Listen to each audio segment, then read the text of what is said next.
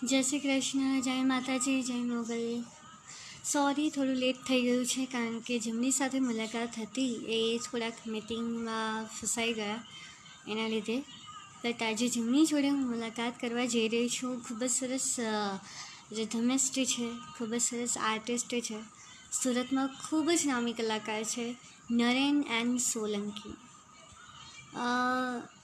ખૂબ જ સરસ વગાડે છે. મારે જો એમ કહેવું હોય કે સુરતમાં કોઈ પ્યોર કલાકાર હોય રિધમમાં તો હું નરેનભાઈનું ચોક્કસ નામ આપીશ. અને આજે એમની શું મુલાકાત લેવા જઈ રહી છું, તો એમને આપણે કનેક્ટ કરવાની પ્રતિક્રિયા કરી દઈએ. મમ્મી